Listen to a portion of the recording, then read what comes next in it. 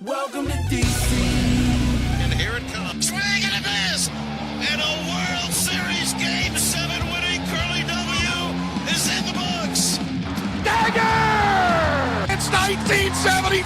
The Washington Capitals are the 2018 Stanley Cup champions. Don't like that. I like that. You gotta like that, right? Despite all this, despite the churn, my approval ratings keep going up. We are ready to give our 500% support back to this franchise, back to this city, back to this team after Snyder leaves. And then this is the poo-poo you put on the field. For the very first time, the Washington Mystics are WNBA champions. The Washington Commanders select Jaden Daniels. I'm going to support fake teams that can't ruin my life. Did you call bank? I call game. Thank you. Sorry to keep you waiting. Complicated business.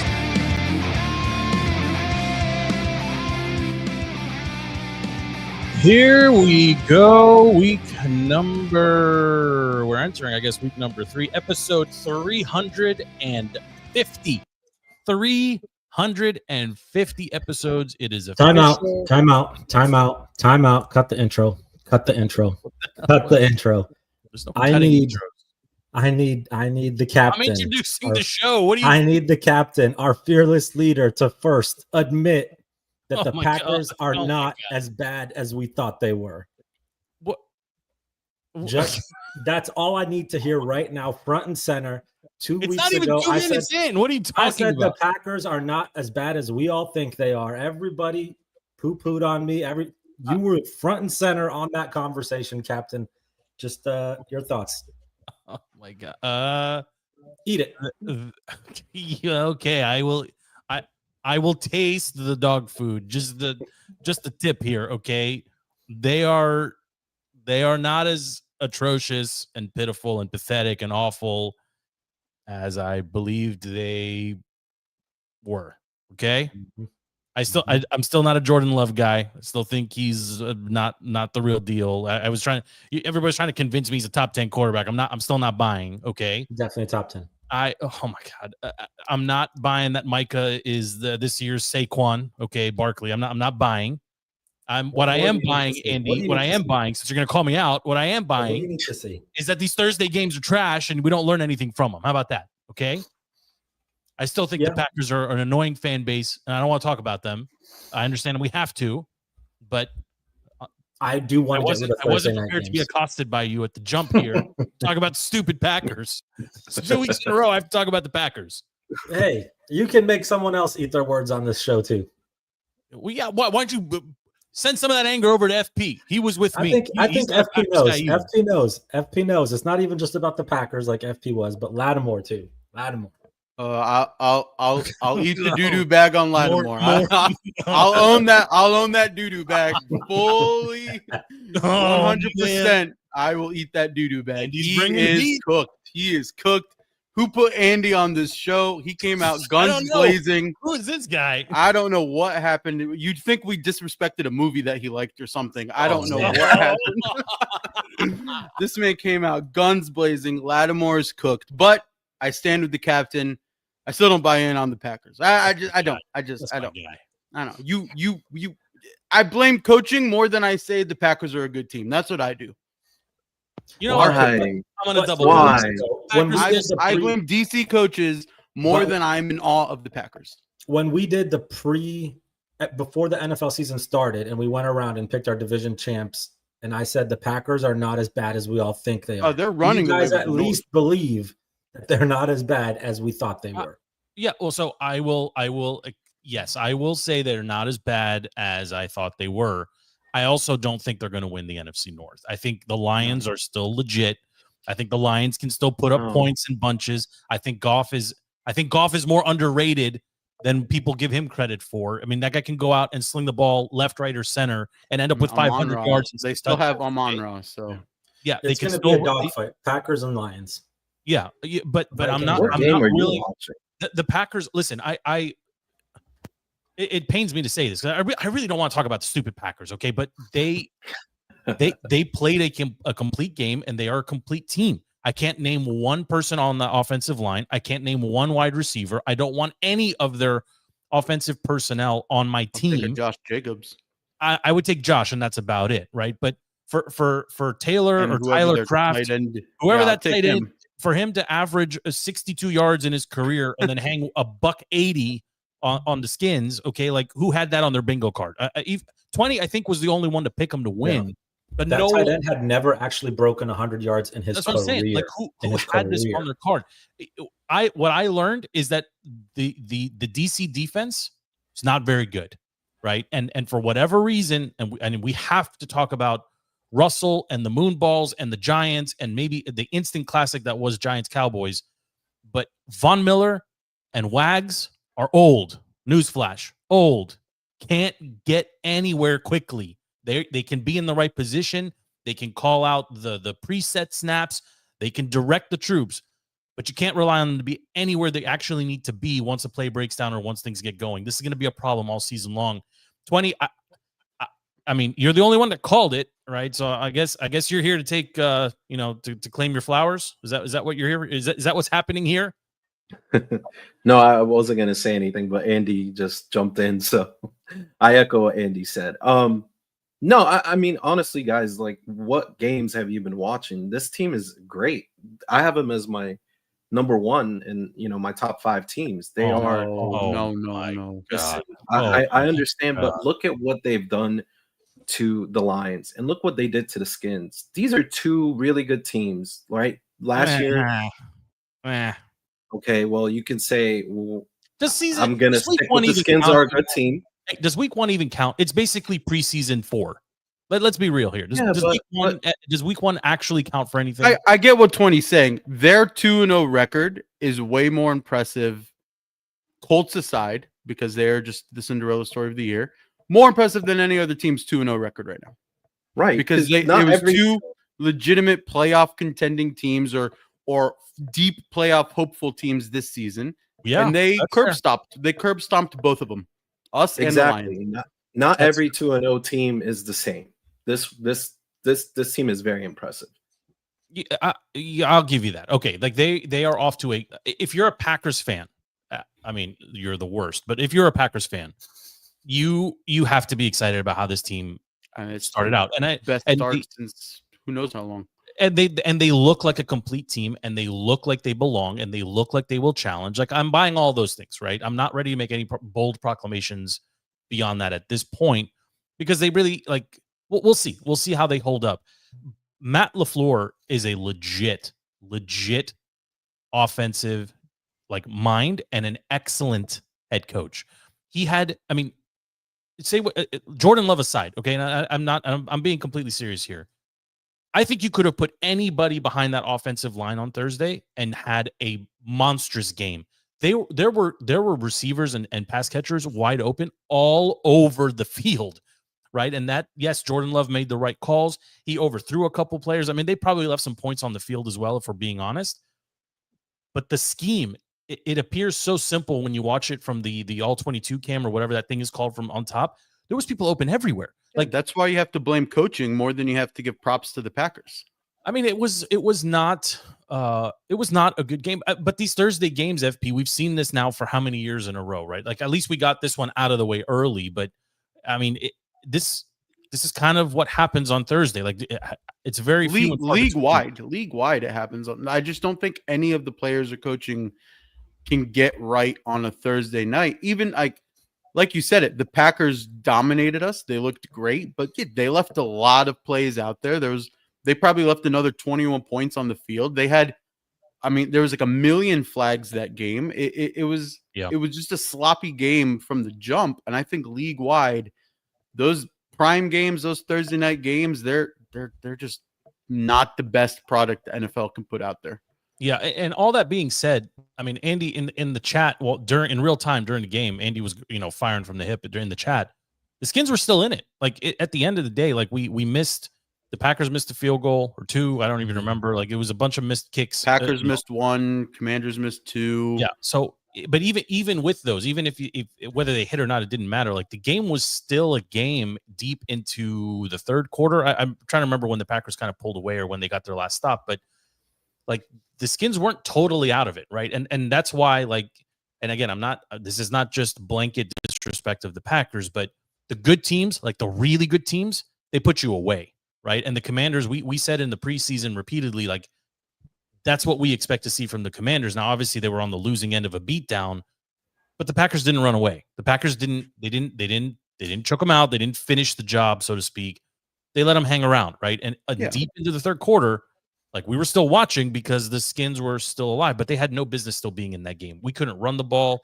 We couldn't pass the ball. Terry costs, I mean, his average price per catch is right around $40 million a catch. The entire Packers wide receiver contracts added together is less than Terry.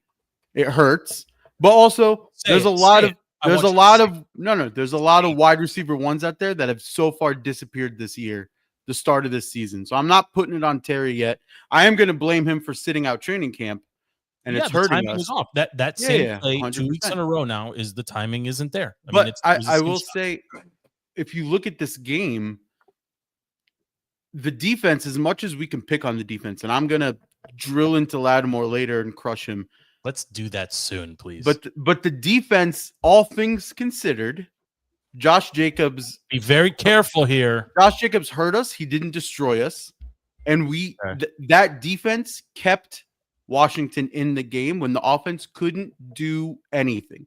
So while the defense doesn't look great, last year's defense would have been destroyed. It would have been 45 to 10. Yeah. They would have been crushed. Yeah. So Amos looked good. Sanders still for 95% of his plays looked good.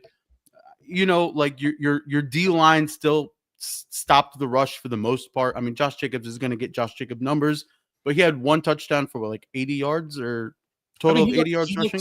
He looked fine. He looked like a normal running back. It was the tight end. And I think that's when it comes down to scheme. Listen, before we beat up on Lattimore, which I'm very much looking forward. Hold on. I want to talk some coaching too real quick. Okay. Just to kind of continue FP's thought process here, I am actually more concerned with our offensive. My gripe is more with Cliff and our offense because the Packers defense was playing zone 75% of the time. Like they were crushing us with zone. Like, where are the adjustments? Why can't we do something to combat that zone defense? We stayed doing the same plays and expecting Jaden Daniels to do something, like get more creative, get other people involved, take some shots, do something. Not this middle. I think Cliff is still middle of the field, dink and dunk. I think Cliff is zone. still It doesn't work. Cliff is still figuring out what he has when it comes to weapons, and you can kind of see. Oh, come on. No, hold on. You can kind of see him holding on to last year's magic, right? Like, how many bubble screens do you need to see before you? No, but that's what I'm saying. He's looking at Debo, his shiny new toy, and he's still figuring out how to use him correctly, right? He's looking at Noah Brown as, all right, you were the guy that did the Hail Mary. Corey saying, let me hand it to a running back. No, I agree. That's what I'm saying. I think he's still figuring out what weapons are on this offense, and I think eventually he'll put it together. He'll figure out the right type. I think he got too cute. He's trying to get too cute. Why keep running Eckler up the middle? Like, you're not fooling anybody. Like, I get it. He's trying to be cute. Like, stop running Eckler up the middle. Just, it's not working.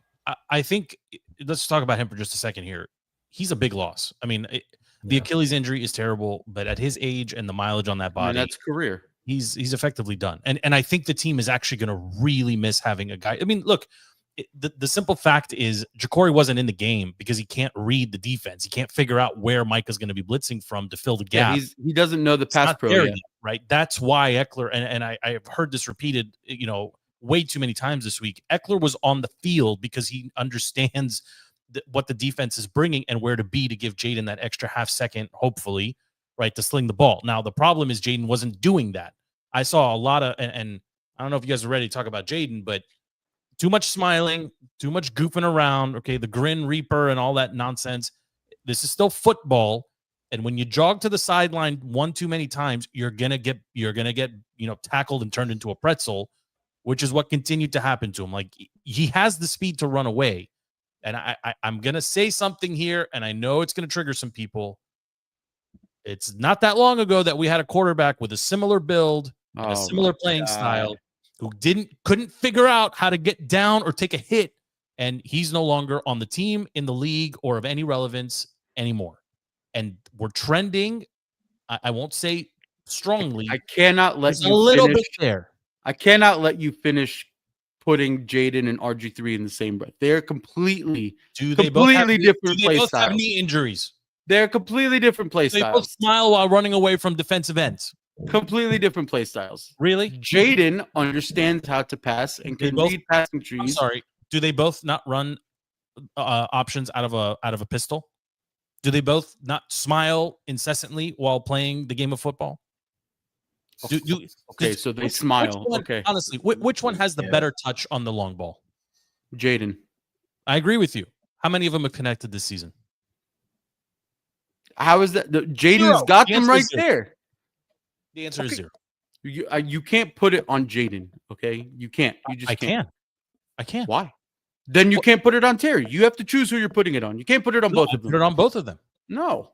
Why can't I don't understand, blame the argument here. What I'm saying is Jaden is showing tendencies now of a quarterback who thinks he is faster than everybody, where he can just jog away from the Giants' slow-ass defense. I will not allow Jaden Daniels 2 weeks into his second season have mudslinging at his name and comparing him to RG3 and say his injury prone. Nobody looked good on Thursday. Nobody looked good. But I'm not going to let you go to the extreme and say this is RG3 too. It's not allowed. I didn't say that. I said we're trending into a zone where you have a quarterback who is overly confident in his legs. That's what I'm getting at. And I see Andy. He had to be overly confident because the O-line gave him no choice to be overly confident in his legs. He had to bail out as much as he did because the O-line. Look, so we're now we need to talk about the O-line here. Now we've gone in a full circle. But the thing is, like, where's the coaching? Where's the quick slant in? Where's Ertz?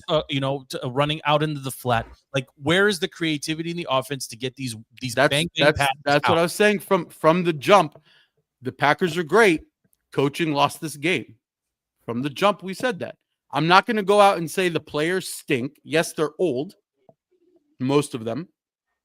But the O-line struggled. Listen, Connerly, you got to give him his time, right? The man came into the league. He went against Brian Burns and got a few lessons immediately. Yes. And then he goes against Micah Parsons. And next week he goes against Max Crosby. That man does not have an easy start to his NFL career. But I'm okay. O-line as a whole, you're missing Sam Cosmi, right?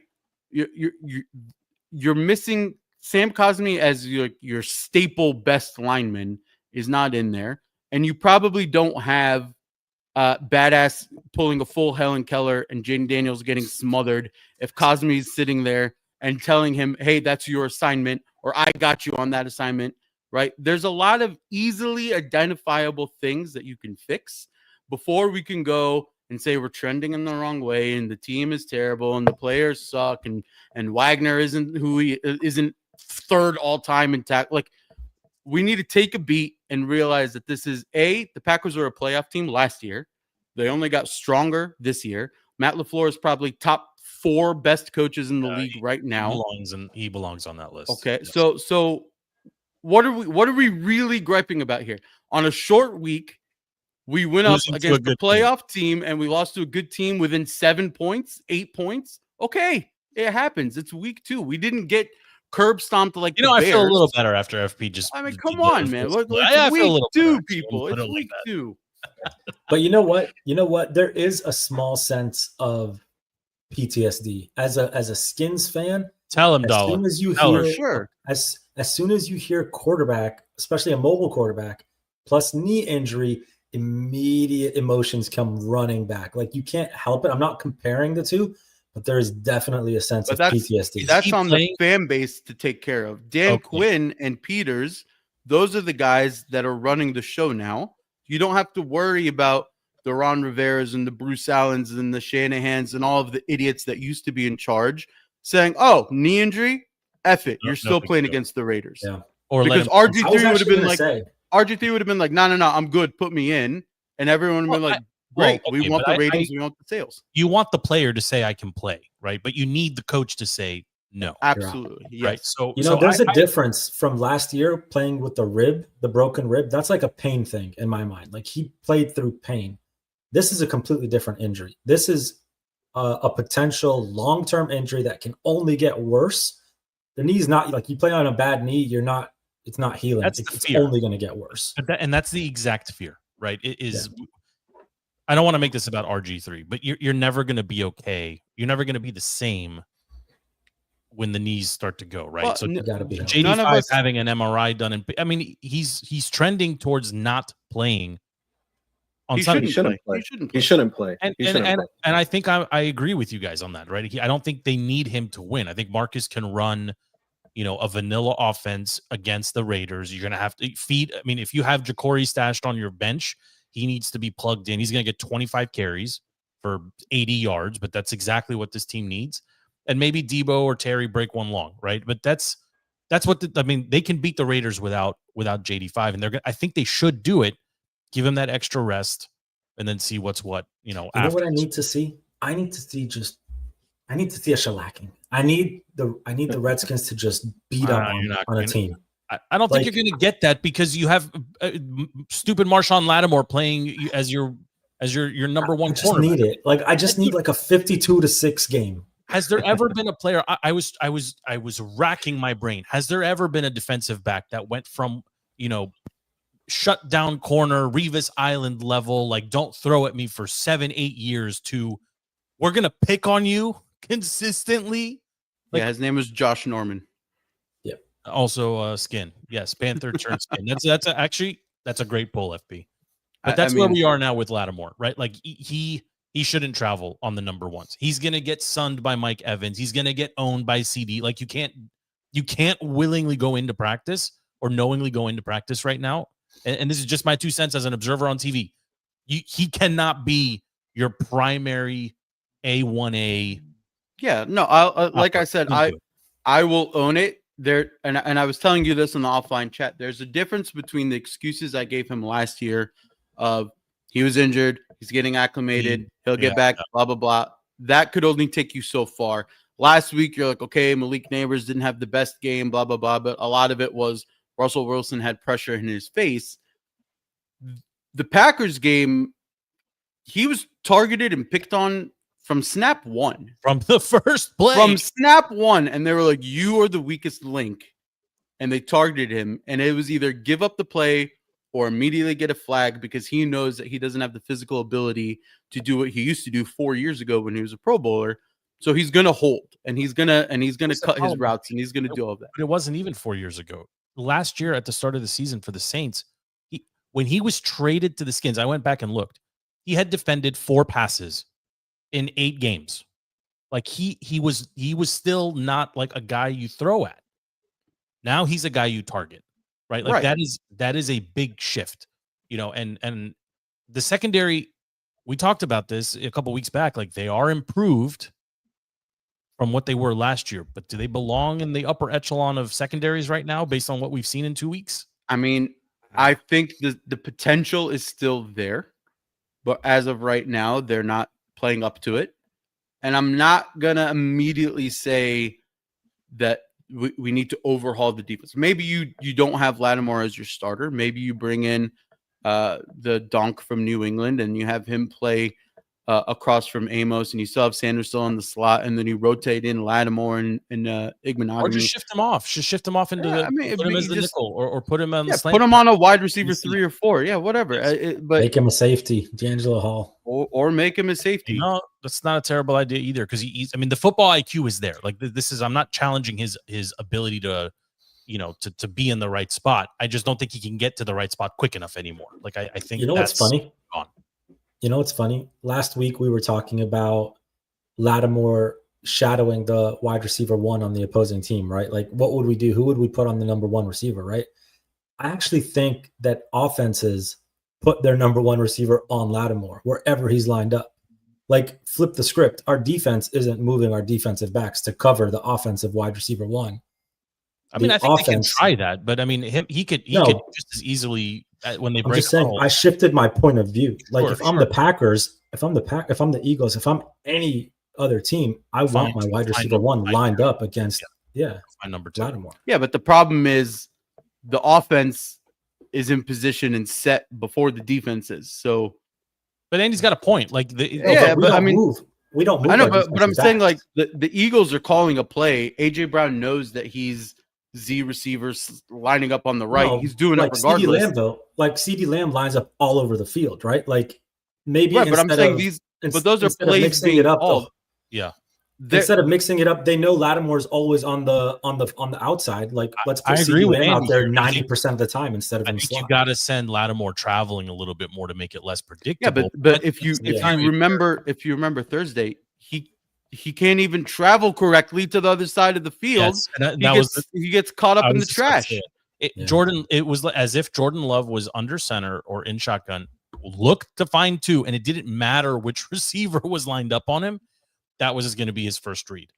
Like it just felt like he was looking at him first, and they're gonna have to find a way to do a little bit more. But again, I think we need I'm not out on Joe Witt, right? I still think he's a great defensive coordinator, and like I said, this defense kept us in the game. They did, but there's core concepts that we need to improve on, and a lot of that is shifting from we're coming out with a game plan of playing man to being like, oh, okay, man is not the answer because the D line isn't getting the pressure, or the O line is just absolutely dominating, and they're not even attempting to run the ball, et cetera, et cetera. And we have to find a way where we can find the right personnel. If all week we're preparing man coverage, if it gets you into the middle of the second quarter and you're getting beat by man beaters, right? That's what Lattimore called it, right? They were just calling constant routes, man beater routes, and just scorching us. And that's why Kraft goes out there and has 200 yards. He was eventually the majority. Eventually, you need to be like Joe Witt needs to be like, okay, change it up. Let's go into our zone packages. Let's go into a shell coverage. And unfortunately, that is not as easy to do right now because you lose Wise, and all of a sudden your edge pressure is terrible, and all of a sudden, like any quarterback anywhere can escape and start making his plays, right? So there's bigger things to address than who replaces Lattimore, who's Lattimore going to shadow, right? There's bigger things. Luvu disappearing, massive issue. That's 2 weeks in a row that Luvu has disappeared. He's basically not on the team at this point, yeah. Yeah, and then losing Wise, terrible. You still have Kinlaw and Payne. They're doing a good job up front. Wagner being in the right position. The other secondary players are in the right position. But yeah, you missed Jeremy Chin over Will Harris. There's some things. There was a Chin sighting yesterday on. He played a great game. I mean, very few things you could say went well for the Raiders. Chin played good, but there's a lot of pieces. But again, week 2, this is all very, very coachable stuff that we're talking about here, and we were against one of the better teams. And then when you factor in that magical game of the Giants and the Cowboys, very clearly the Giants have something in the tank. Right. And week 1 is an anomaly, but Russell Wilson still apparently has the deep ball. That can easily beautiful. It's beautiful. But the point is, rainbow is a beautiful. I didn't know he had that. As much as you want to say the Giants still have something, that also shows that, the Skins defense still kind of has pretty good pieces in place. So it's hard to gauge, because then you look at the Lions. We disrespected the Packers last week. The Lions came out, crushed the Bears, like they were playing a JV team, right? So it's hard to tell with everything, right? Because the Vikings embarrassed the Bears as well, right? But then the Falcons embarrassed the Vikings. But then the Falcons kept up with the Bucks, and the Bucks keep up. Like it's just a constant circle of how do you gauge who's the best team right now? Yeah, I mean, I agree with FP on that. It's only week 2. Like, let's just lower roll a little bit. Let's just think this through. The Skins, they're not going to win every single game, right? And Thursday was horrible by, everything you guys were saying. Like, I agree with, especially with the Lattimore talk. But like, let's not overreact. week 2 is a lot we still don't know. There's a lot of football left to play. I mean, this team last year, week 2, were they 1-1? I think I remember they lost the first game against Tampa. Lost to the Bucks, barely beat the Giants, a bunch of field goals. Right. And they ended up going all the way to the NFC Championship game. So you don't really know at this point, but you kind of can see where the trends are. I would say let's just calm down and let's just see what happens in the next several weeks. It's like a therapy session in here. Because every single fan of their team does this when they're like 0-2, and it's like, come on, you're talking about a lot of things that go into that. I mean, a short week, Thursday night on the road. Also, you know, had I known the stat that the Washington hasn't won in Lambeau since like 1963 or whatever the stat was, I definitely would have said we lost on Thursday. Like, come on, there's just.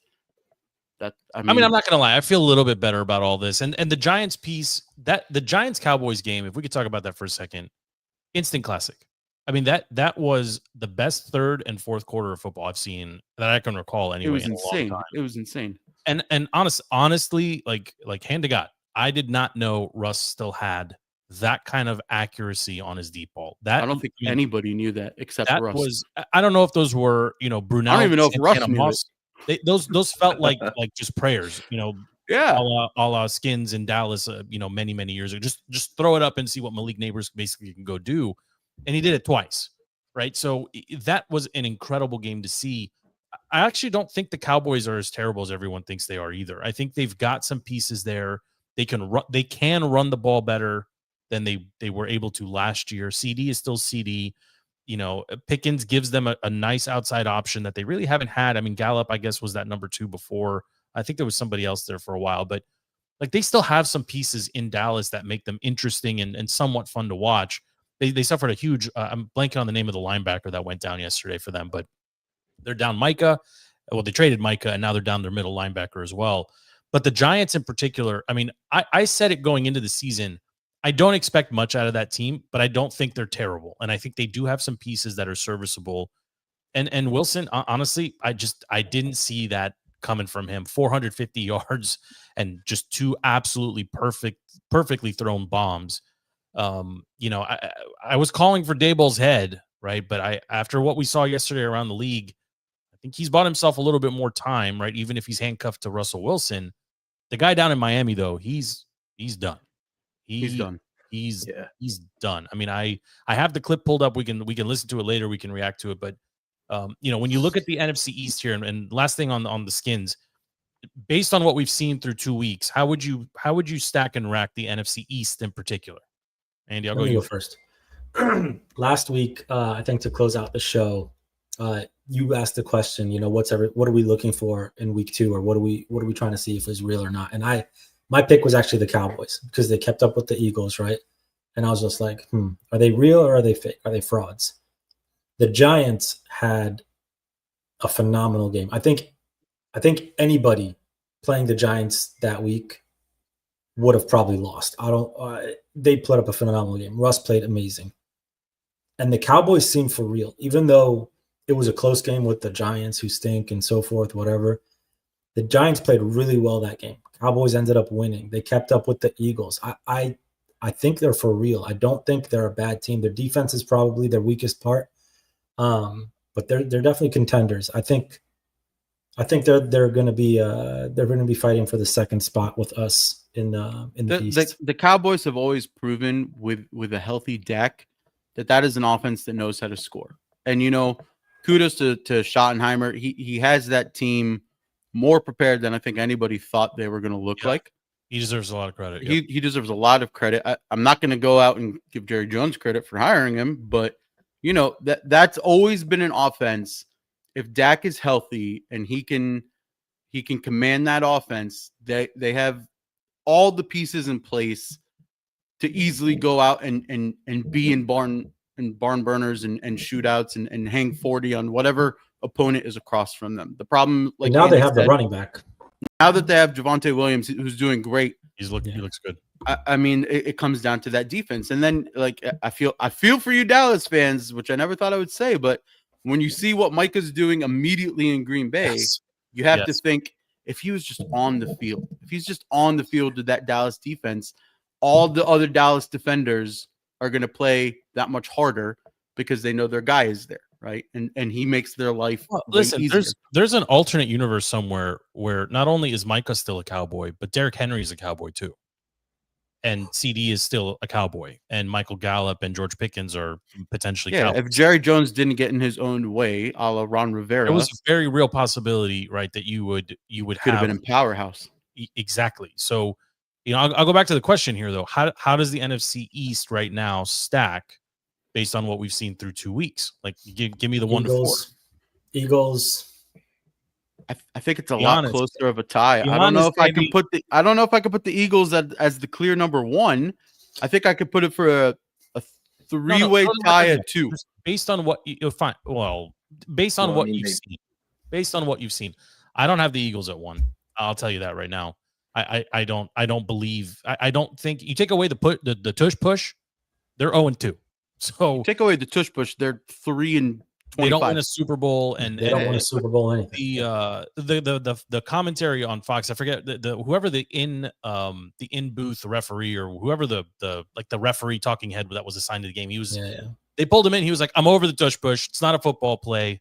This shouldn't be a thing anymore." Like I think we're firmly on the clock here where this stupid play gets outlawed. But I think the Cowboys are playing the best actual football in the NFC East, and I think it's by a little bit, but I think they are in there. And honestly, I think the Giants through 2 games, if you're just looking at these 2 games and nothing else, forget about records, just based on what your eyeballs and what you saw, the Giants are playing really, really good football. They just happened to lose both games. I contest that because you have to look at what week 3 says. Right, because if the Giants come out, we're not in week 3, FP. No, but listen. If the Giants come out next week and they look like the week 1 Giants, not the week 2 Giants, then Dallas's defense is atrocious. You know what I'm saying? Fair. Okay. Right. If the Commanders come out and their offense is clicking and they're doing everything they need to do, then you put it a little bit more on the Packers' defense is just as amazing as we thought they were going to be. But with the Eagles in general, kind of struggled week 1. Kind of struggled week 2. Don't really have the pass attack, even though they have the weapons. DJ Brown has 4 catches for 60 yards. They have the weapons. They don't have the pass attack. Isn't even basically. Their offensive unit looks terrible. They're a top 5 draft pick next season if Saquon Barkley has a high ankle sprain. That's how bad the Eagles are. I mean, I'm not a fan of the Chiefs talking trash when they're losing a game. Right, but for whoever that was Chris Jones, whoever it was that stood up basically on the last play and be like shut your mouth. Jones. Basically, I think it was Jones. Stop talking to me. You rushed for nothing, right? And Jalen's like, oh yeah, but scoreboard. Yeah, I mean the guy barely put up 100 yards and he got 6 guys to push his ass for 5 first downs and they won. Like he didn't do anything on his own. Jalen Hurts is not an elite quarterback. Yeah. Everybody needs to stop saying that. If that were true, AJ Brown would be a dominant force. And Devonta Smith would have 300 yards and look like Malik Neighbors. It's not true. Do you know who's leading that team in receiving yards? Dotson. Who you think it is? Dotson. Yes. It's Jahan Dotson. But there's something to be said where teams always find ways to win. Like I'm not saying they are impressive and explosive and they're like, a la Bills or Ravens. But good teams find ways to win. Yeah, but that's what I'm saying. I think that the NFC East is like a 3-way tie for number 2. And bad teams find a way to lose. Yeah. Right. I mean, who's your number 1? FP. There is no number 1. I'm actually going Eagles. Unfortunately, Cowboys, then us, then Giants. That's my 4. I don't think Cowboys, there's a clear-cut number 1 in the East. 20. What's your stack? I would go Eagles, Skins, Cowboys, Giants. Yeah, I think the Cowboys are better than we actually think. To steal a line from myself, right? I think they're better than we think they are if they can ever just kind of put it all together, right? I think they've got pieces there. They have a real running back. They have a legit 1-1, elite receiver. And Dak, whether you like him or not, I mean, he can run that offense, to FP's point. Like, he can do something. Can they stop anybody? I don't know. But you look around the league, like where are the number 1 receivers right now? Like, Where are the number one receivers? Let's look at Minnesota. Minnesota, we're about to get a poop fest on Sunday afternoon between Carson Wentz for the Vikings and Jake Downing for the Bengals. Like, that's the national 4 p.m. game, I believe, this weekend. Someone needs to check me on that. They should play that game at 4 a.m. because who wants to watch that? Like, I mean, if you're the Bengals and you're the Vikings, how are you not going out and kicking the tires? The Vikings aren't going to kick the tires on Kirk, but, kick the tires on Jameis Winston. Who knows? If you're the Bengals, kick the tires on everybody. Who knows? But I actually think so. I said this in the chat, and I've said this in the past. Browning is a good quarterback, right? I mean, the Bengals were willing to pay him to stay. He could have gotten some, a legit starting job somewhere in the league if he wanted it. I don't know, legit starting job. Jamar Chase won that game for the Bengals. Sure, but in the end, but the Bengals, I believe, the Bengals need to get to 10 wins. Can he win 8 out of the remaining 15 or whatever it is? Yeah, I think Browning can do it. I don't think they're in a as much trouble. The Vikings are in legit trouble. McCarthy is not ready. He just isn't. I don't care how much face paint he puts on his face. He doesn't look like a warrior. He's walking up and down the sideline. He's pretty close to blackface. He's putting a lot of paint on. There's a lot. I mean, they made a mistake getting rid of Sam Darnold to begin with, then on top of it, made it even another mistake getting rid of Sam Howell. But why wouldn't you pay Darnold? Like you gambled. This is what I don't understand about the Vikings, right? And O'Connell, he deserves his flowers. I mean, the guy's been getting it done with journeyman for a while now, but you brought in Kirk and you got it done. You just couldn't get over the hump. You bring in Darnold, you improve over what you had with Kirk, and you've built this unit that is challenging. Pay him. Like, it's not like it's not like he was asking for some crazy money. Like, you let Kirk walk. You literally won the lottery twice, getting Kirk and then turning Darnold into a Pro Bowl or almost MVP caliber performance out of him last season. And then you mortgage that on JJ McCarthy, who threw, if my math is correct, 6 passes in his last collegiate game. Like, what it's are true. You don't win 15 games and lose 2, and then get rid of your starting quarterback. I mean, listen. It's hard because they keep throwing away 14-win quarterbacks like they come easily. Yeah, but at the same point, Keenum once upon a time, they keep throwing away 14-win quarterbacks as if it comes easily. But then the reverse can be said. Is it just a system and a team where anybody can get 14 wins? Oh, we're about to find out because Old Man Wentz is about to step under center. And I mean, he threw once upon a time. His last couple starts here in DC and beyond that, he was just throwing picks. He just throwing them up. But once upon a time when he was at the Colts, he got him into the playoffs, right? So I think a lot of it is system and players around you. And I think KOC is pretty good at being a quarterback whisperer and finding a way to call to his quarterback strengths, right? Like, do you agree that Minnesota's in trouble, FP? 100%. 100% they're in trouble. But KOC keeps finding a way to get 14 wins. It makes no sense. But I don't see it happening with there's nothing there. Like, nobody saw it happening with Sam Darnold. But you knew he could play quarterback. What I'm saying, nobody thought he could play quarterback last year. No, that's not true. He was serviceable for Carolina before they stepped him behind Bryce. Come on, Joe. Oh, come on. Nobody had Sam Darnold looking Sam Darnold. Hold on. Darnold didn't flash every once in a while with the Jets. He did. Darnold didn't start off like a rocket when he was traded or when he signed with Carolina. He did. Then he fizzled out. Fine. But you knew that the guy had reps and could play. My point is, McCarthy looks like he cannot play, and now he's injured, right? So it's not the same. You say that, but the last quarter against the Bears, he looked like he could play. Well, I would disagree because I actually watched that terrible game, and it was all 5-yard passes. Like, did I miss a deep shot somewhere? So that's called pulling a Jalen Hurts without an actual running game. Maybe, but the defense isn't good enough, and their division is too tough for them to just like. You don't think if they could go into the into a time machine and go back and sign Darnold, they would? Or to Andy's point, keep Howell? Like, of course they would. Of course they would.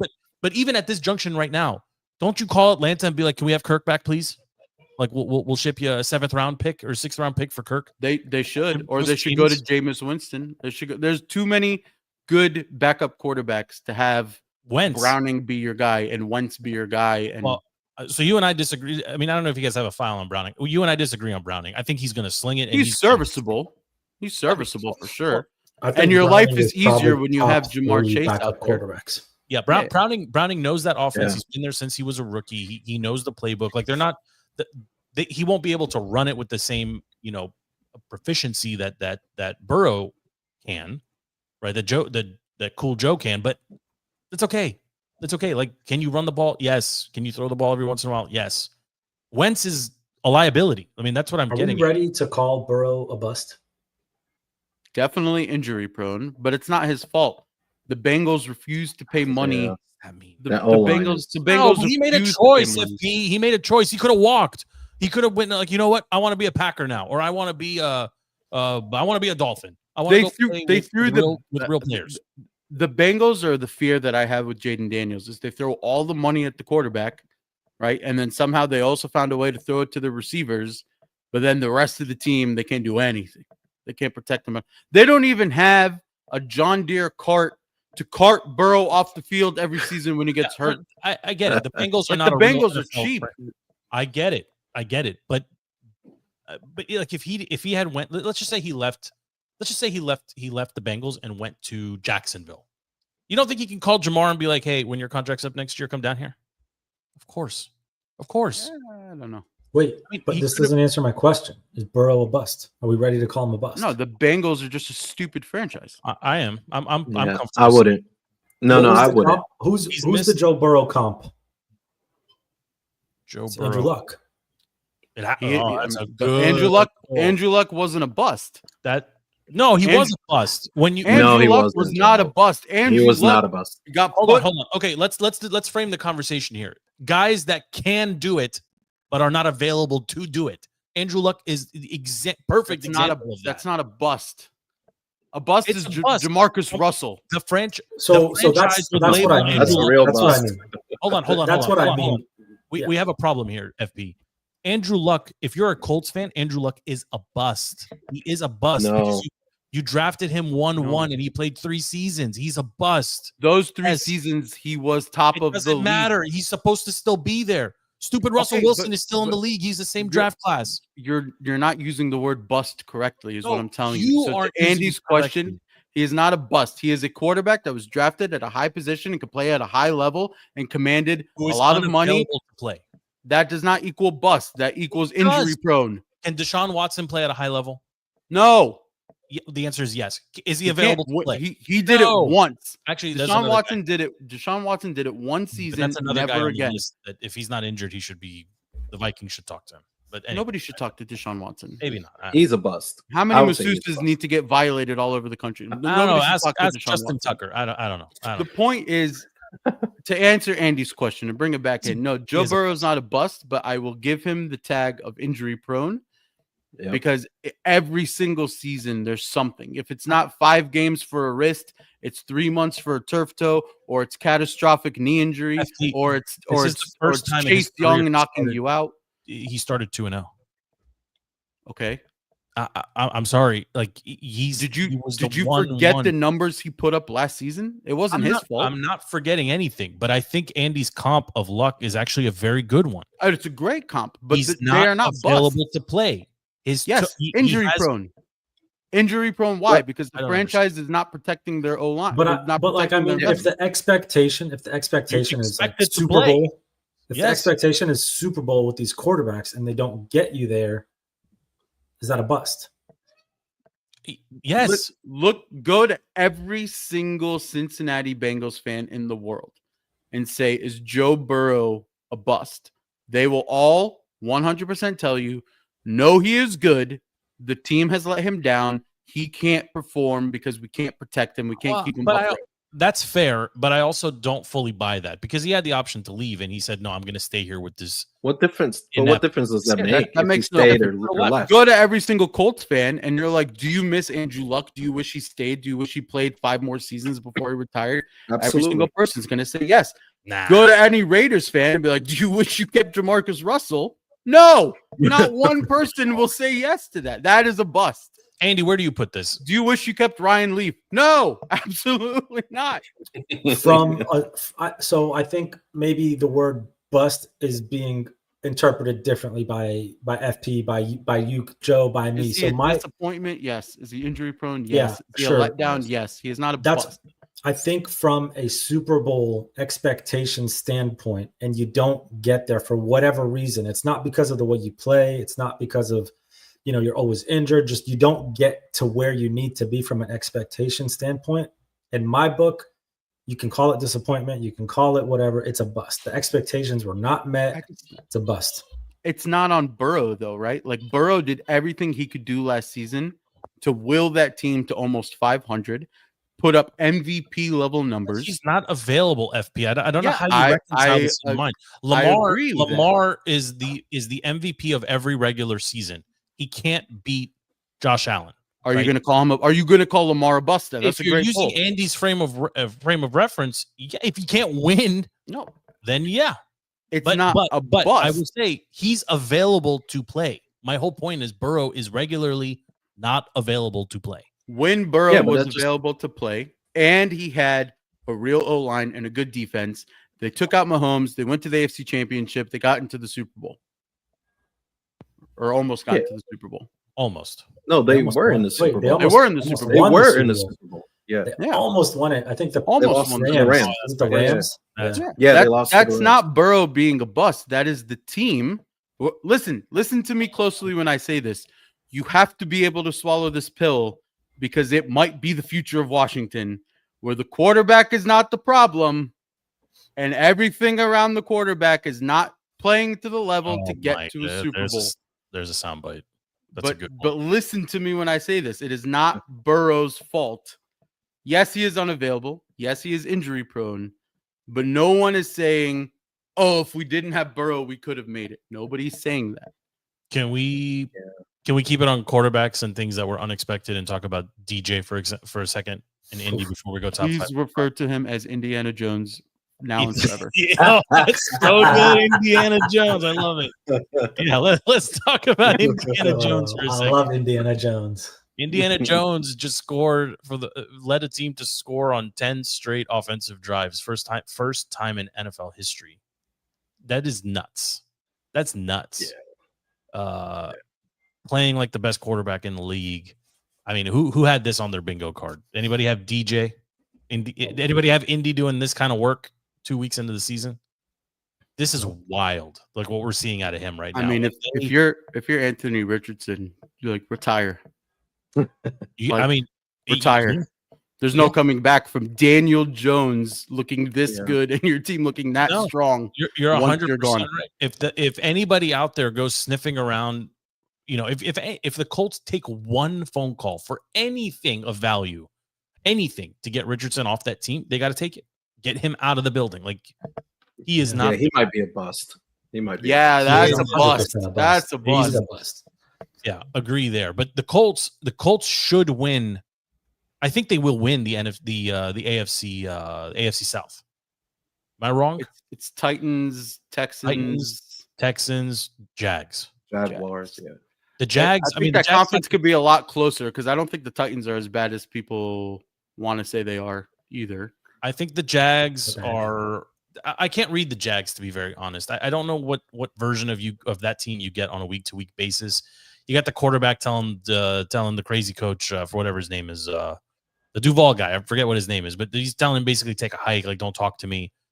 Meanwhile, Trevor Lawrence is missing very simple reads and passes. So, head coach Liam Cohen, like he's allowed to yell at you when you perform that poorly on the field.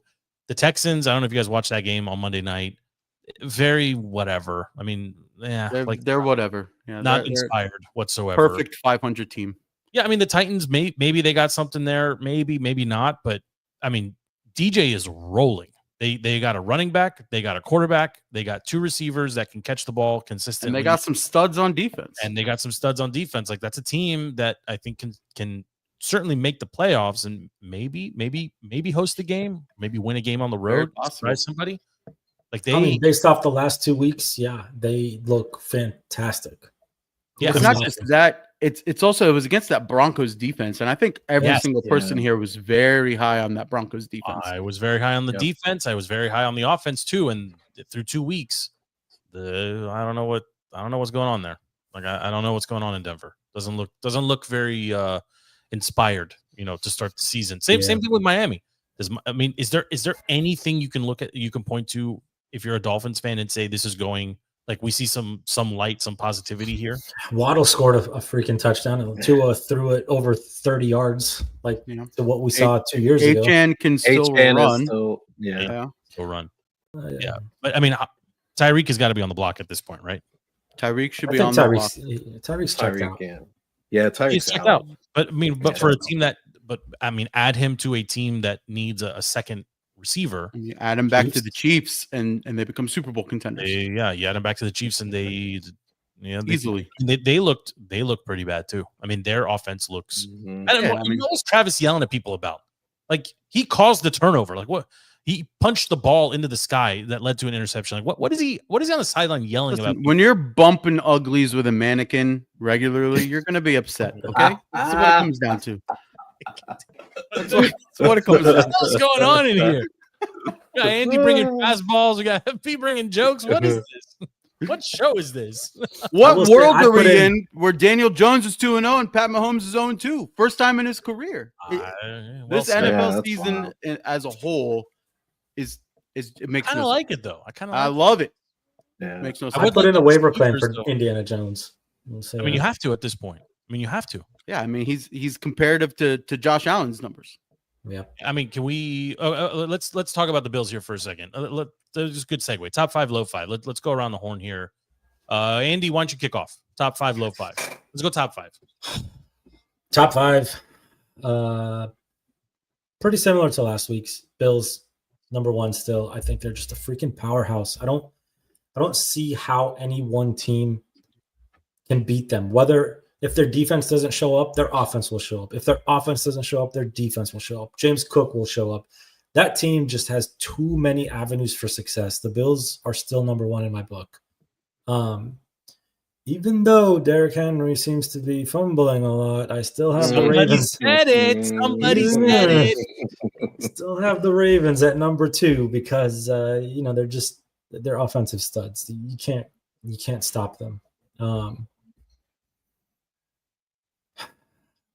It pains me to put the Eagles there. You can't do it. Don't do it. But I'm gonna put the Eagles at number 3. Listen, I have to do it because they have been playing like shit, right?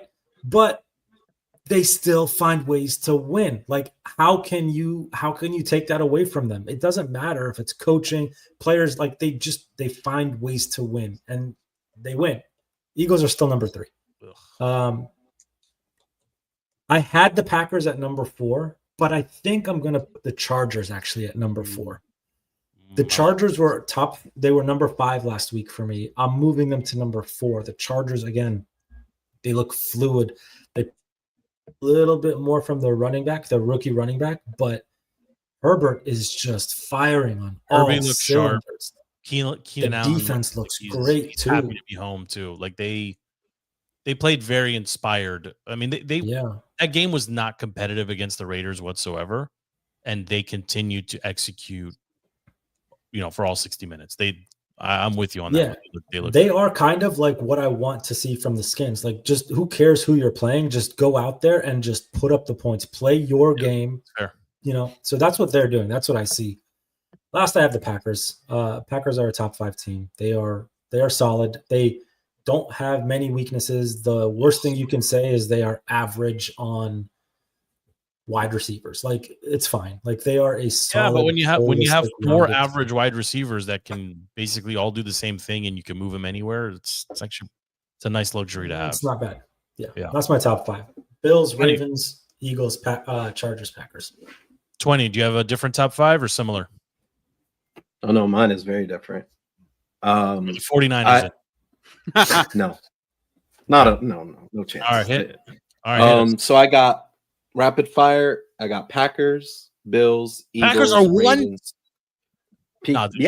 Listen. Trolling me. This is no. I'm not trolling you. Let me tell you something. I told you last week they are Super Bowl contenders, and after the game they had against the Skins, and seeing what that defense can do to elite quarterbacks, I think they're number 1 I don't see anybody going into Lambeau and stopping them.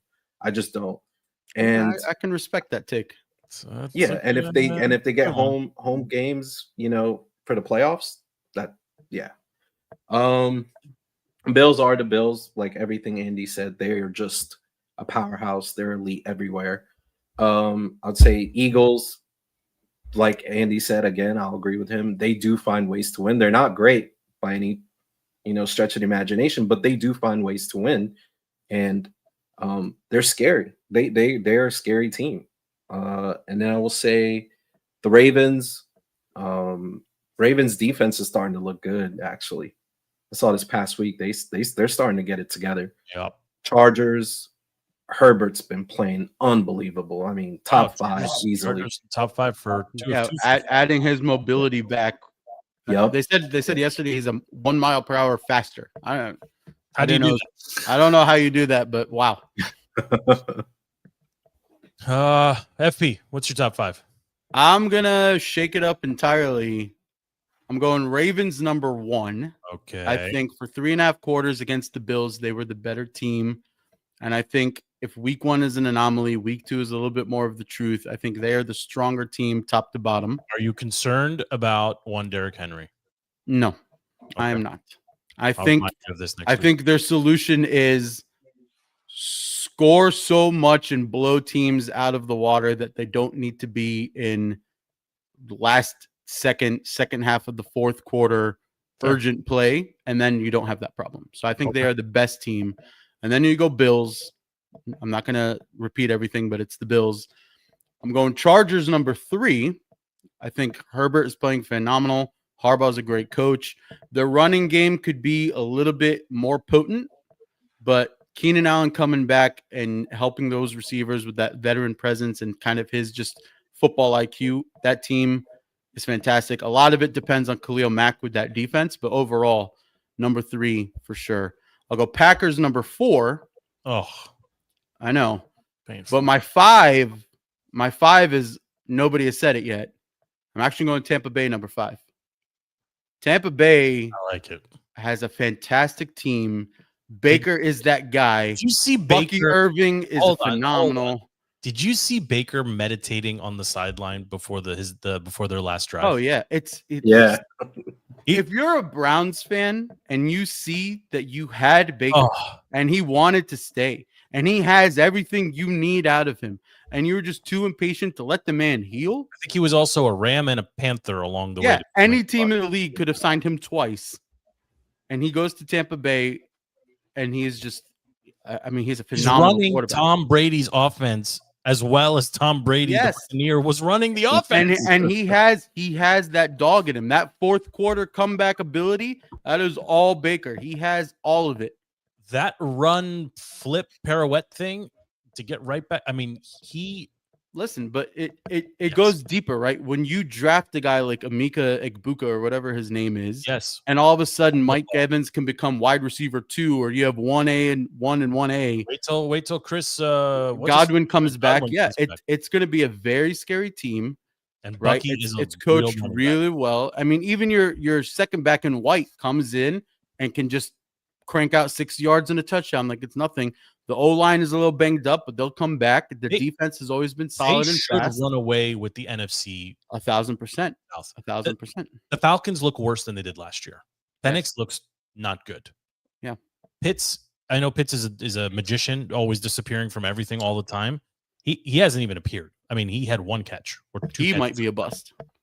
I think at this point you can say he is a bust. But Penix isn't even looking at Drake London.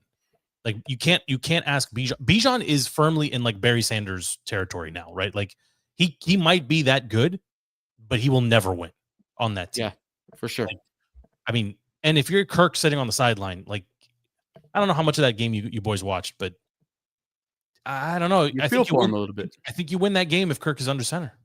I think Kirk feels like he needs to ride out a few more weeks and the switch happens. I think Kirk is going to get traded. I think there's too many teams with potential injuries. I think Kirk could end up being a Raider if Geno has another couple performances the way he did. You know, I know Carroll loves his guy, right? But Geno looked atrocious on Monday Night Football against the Chargers. I mean, he looked really old. Yeah. So did you give us all 5? That was 5. Yeah, Ravens, Bills, Chargers, Packers, Bucks. All right, I'll give you mine real quick, and then we'll talk about the low lights here. I'm sticking with Bills at 1. I'm keeping the Ravens at 2. I'm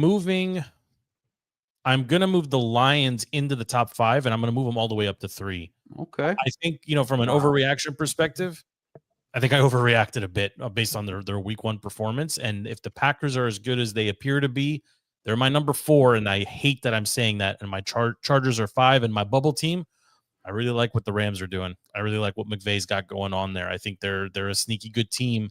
I called it. Devontae Adams was a great ad. And I got the Bucks right behind them. But I think the Lions deserve a little bit more respect. They still have a 2-headed monster at running back. They still got 3 receivers that can go out and catch the ball. They still got a very good tight end. They still have a very good defense. They still have a very passionate head coach, right? Yeah, they got to figure some things out. But I mean, 52 points is not, you don't do that with not easy. Anybody, right? And I know it's the Bears, but just pivoting here to the bottom 5 of the league. Tell me if you guys disagree with any of these teams. Panthers, I think, are the worst of the worst. The Jets looked like really, really bad, and I'm going to give them the benefit of the doubt and keep them out of the bottom 5. Saints, Titans, Browns, and I think this one hurts a little bit. But I mean, who's that next team? I don't want it to be the Jets, but there's a couple really bad teams out there. I mean, I'm going Panthers are the worst. Dolphins second worst. I think it has to be the Dolphins. It has to be the Dolphins. I'm going Jets third worst. But the Jets have pieces. That's what drives me crazy about the Jets. The Jets always have pieces. That's the Jets. Yeah, that's fair. They always have pieces. But then I'm going the Browns are bad. I'm going bad. Saints are 4th worst. Okay. And then I'm going to go Titans. The Browns are bad, but I think got nothing going on. It depends on what old man Flacco can do, and there's 7,000 other quarterbacks. I'm saying going into week 3, can the Browns make it to the playoffs? Well, let's put it this way: going into week 3, could the Browns beat the Saints? Yes. The Panthers? Yes. The Titans? Yes. The Jets? Yes. Okay. The Dolphins? Yes. I don't think the Browns can beat the Saints. Maybe Myles Garrett versus Spencer. That's you could say that about anybody. Myles Garrett against anybody. Arguments. If you're Myles Garrett, why did you elect to stay there? I will never understand this. Money. Well, money talks. Well said. And why did Max Crosby choose to stay with the Raiders? Yeah, it's a good point. I mean, yeah. I mean, I don't think Las Vegas. Sure. The Miles makes less sense because it's Cleveland. Yeah. It's Cleveland. Yeah. You're not sitting in Miami or Vegas. You're sitting in Cleveland. Right.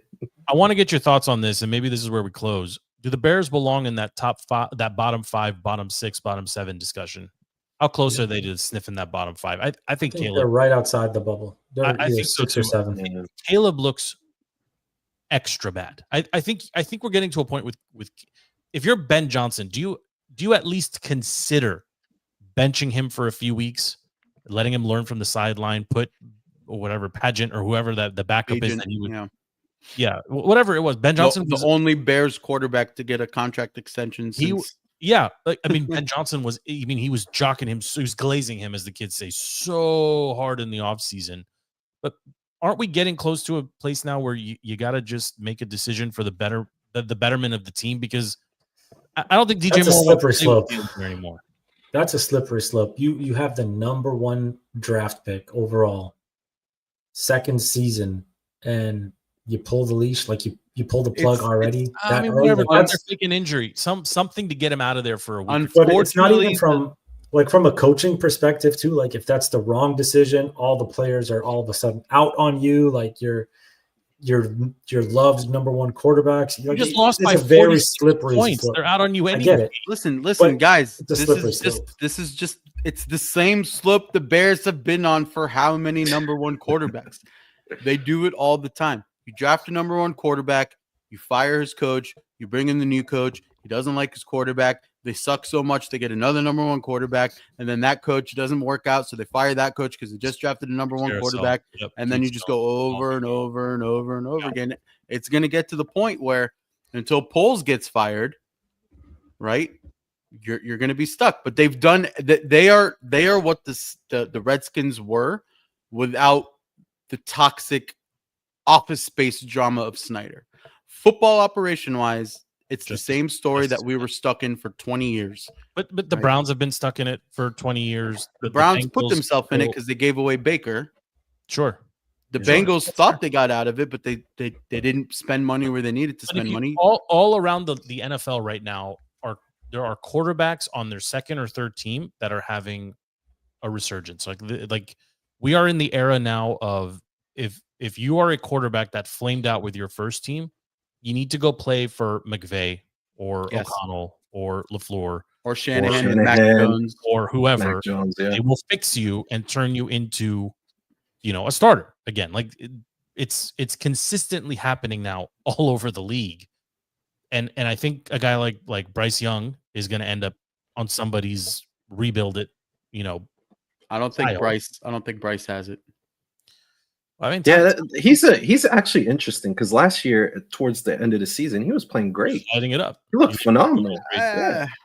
He also looked desperate. I mean, desperate men will do desperate things. He doesn't have what Kyler has, and he doesn't have what Baker has. When you talk about the smaller quarterbacks, he's in no man's land. He doesn't have. He's just Trey Lance with a shot. That's all he is. Your boy Xavier Legette. Am I saying the name right? Xavier Legette. Yeah, set an NFL record. Did you see that? Yeah. First time in history that a player targeted 8 times with posted a negative yards. Yeah. What are you doing? Like what's going on there? Like, how do you do that?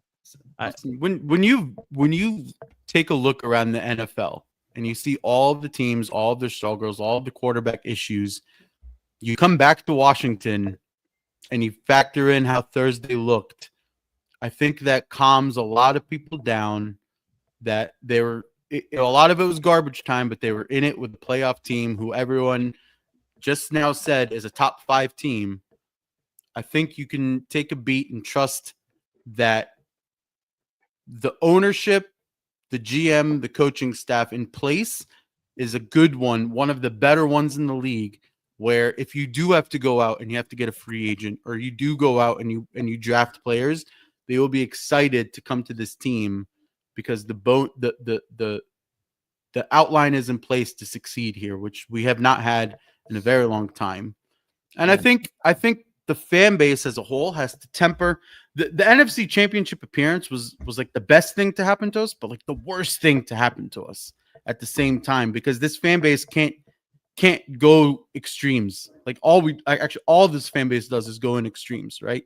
You get us to the NFC Championship, you lose game 2, all of a sudden you want to burn the world down. That's not reality. So best thing to happen to us, worst thing to happen to us. I'm not out on this team. There's a lot of corrections to do, but man, I think the Bears are very close to pure dysfunction as pure as it can get. Like really, really do. Honestly, so is Arizona. How many more games can you just roll with Kyler? Like what have you seen ever from him that proves that a 5'4" quarterback can get it done? If Arizona starts selling, I would take a James Conner. I mean, I would take Harrison Jr. too. Like I would James Conner. I mean, say what you will, but somehow he's gotten bigger since he was a Pittsburgh Steeler. Yeah, he can still run. So, we didn't talk about Aaron. He didn't look very good week 2. Looked like all the old. Surprisingly, it was the Steelers' defense that let them down that game, though. That's fair. Although, I mean, they paid a lot of money for DK, and all around the league, there's a lot of big money quarterbacks that are not doing anything. Right, there's a lot of wide receiver ones that are also not doing anything. Well, if it makes you feel better, FP, then fine. But you paid a bunch of money. Come on, AJ Brown, nothing. DK Metcalf, nothing. Terry McLaurin, nothing. It's happening. It's happening across the league. One is not like the rest. Okay, he doesn't belong in that. Right now, the rest are like the one. That's all I'm saying. That's fair. I got one more topic, and then I promise we'll get out of here. I want to talk about Adam Silver and the NBA for just a second. Did you guys listen to his ridiculous comments about fans who cannot afford all of the different streaming platforms to watch NBA games? Nala, you're shaking your head. You want to summarize what he said? Because I can do it too. But what did he say to me? I didn't even listen too much. Commissioner of the league. pretty much in a nutshell said, if you can't afford to watch the NBA, watch the highlights, because the NBA is a Poor. highlights. I couldn't believe You're it. poor. I couldn't. Not my fault. You're poor. Yeah, Is what yeah. he said. Not just that. He called them all Watch the poors. highlights. He called them all poors, and then told them, "You don't need to watch. I mean, You that's don't what need I to. heard. Yeah. You don't need to watch. Just find the free highlights online." Like it's insane. It's insane to think that the person in charge of the league is openly telling people, "We are a highlight sport, quote unquote. Don't worry about 48 minutes of playtime. Just look for the 2-minute clip online." I mean, That's more offensive than saying if you can't afford it, go on YouTube. What's offensive was, my product is so bad, don't even bother watching the full game. Don't even bother. Absolutely. But he's saying what we all know to be true about the NBA. But you can't say stinks. it. I know, but it's true. Sell TV rights. Who's going to buy TV rights when the person running the league is openly saying, "Don't worry about it. Just tune in." You know who watches NBA games? The Chinese. That's who. It's true. Yeah, I mean, I understand. That's The who Chinese market dictates everything. 1,000%. That's who they're catering to now. Yeah, I mean, You're right. You'll start seeing games like in China. Listen, one day. They do preseason in To- China now. To get out of sports for a second, the Chinese market is why nobody's going to appreciate this. Like BMW and their ugly giant front grills that everybody in the world hates, it's because the Chinese market likes it. So if BMW as a whole sacrificing money everywhere else because that China market is so big, and it's the same thing with sports. And it's kind of like, we didn't really touch on this, but Tom Brady yesterday making an announcement of, "Hey, I'm taking part in the Saudi Arabia Flag Football League, and a bunch of NFL players are coming with me." And the NFL's like, "We have nothing to do with that." That's a big headline. It's a big headline. I actually totally missed that. What's Tom Brady came out and said, "I am being backed by Saudi money. We are making a Saudi Flag Football League." And he's dropping names like Christian McCaffrey and Saquon Barkley. They're going to partake. And the NFL is like, "We have nothing to do with this. This isn't league sanctioned." And all of these teams are essentially you're going to start seeing it. They're going to start going to court and being like, "Hey, Saquon, you're under contract for us. You can't go play anything football related outside of us." I mean, and that's an interesting point, because most of them have language in there that says you can't ride a motorcycle, you can't play basketball, you can't do anything. No, but like the what am I trying to say? The player thing, the Players Association, their rules, like, we will not partake in football related content outside of the NFL. Now the U.S. and the Olympic flag football team, NFL sanctioned, but outside of that, I mean, it's a big headline. But that's the thing, big money markets. I mean, how much money could there possibly be in Saudi Arabia? Come on, they're getting Look at what they did with soccer. I was just about to say, WrestleMania, you and I can do. We can do. Yeah, they're getting WrestleMania, and apparently they're not crazy about the women. Actually, that may be a positive, right? That the women won't be allowed to wrestle there. Like, we won't be subjected. No, they wrestle there. They just wear full. Yeah, full, whatever. But but did anyone look happy on that stage when your boy Triple H was up there? No, they were all like, you could read minds, and we're here because we're getting paid. I'm here so I don't get fined. But Joe, I think it's in like the billions. They're getting like $1 billion or something. Absurd money. But even if I'm an athlete, I'm selling all of my virtues and morals for $1 billion contracts. I'm sorry. Yeah, well, you don't have to, you just have to show up. It's not about compromising anything. It's just, do you want to get paid to wrestle, to do your job in Saudi Arabia? Yeah. But look at Ronaldo. Like, look how much they're paying him, and they changed the laws for him. They did. Yeah, I mean, that's crazy. Great. Yeah, I mean, we have the world you brought up, but we're pivoting into everything here. We're going to say bye to some huge soccer giants at the 2026 World Cup. Yeah, like it's the last go for Messi. It's the last go for Ronaldo. It's the last go for De Bruyne. It's the last go. Messi was done last World Cup. Nah, he's probably got one more in him. Really? Yeah, I don't know, Joe. If I'm him, I don't go to another. Coming off the bench, they come off the bench. Be around. I mean, he won a World Cup. Ride out in glory, baby. Yeah, maybe take your MLS paycheck, buy a couple homes with it, ride out in glory. Where's LP, by the way? He said he was going to get a jersey. Did he ever get a jersey? Ever get a shirt? pink shirt. Maybe He's not. somewhere in his dungeon. All right, boys. It's we went a little long. Any final thoughts? Anything to plug? 20? All I have to say is Jaden should be good to go in a couple weeks, so let's not panic. Thank you for your expert medical opinion. I asked my wife. She told me it depends on the sprain, but usually it's about 2 weeks. She's physicianing. I copy that. Andy, anything from you, sir? Any snacks we should be trying this week? Snacks? No, I don't know about snacks, but I am totally stealing Indiana Jones. Yeah, I love it. FP. You got to get him off the waiver wire, then change your name. I am picking him up, and I'm changing my fantasy football team name to Indiana Jones. That's good. Nice. FP, anything from you, sir? Anything you want to plug? The 2 games I'm looking at on Sunday, I think Rams will beat the Eagles, playoff rematch. Ooh. And the big one will be Ravens-Lions. We'll find out a lot about both of those teams. Yes, we have some good ones on the schedule. I need the Commanders to quickly dispose of the Raiders, though, so they don't drag out my stress into the afternoon window on Sunday. Thank you for hanging out with us. We went a little bit long, but we're happy to do it. Episode number 350 in the books. Thank you to 20. Thank you to Andy. Thank you to FP for hanging out. My name is Joe. The show is DTC Defeating the Curse. You can find it wherever you get your podcast, Spotify, Apple. You can tell Alexa to hit play on the show, whatever you want. We are there when you need us. We are there when you find us. We will be there next week as well for 351, hopefully on the tail of a Commanders win. But until then, we're done. We'll see you next week. We are out.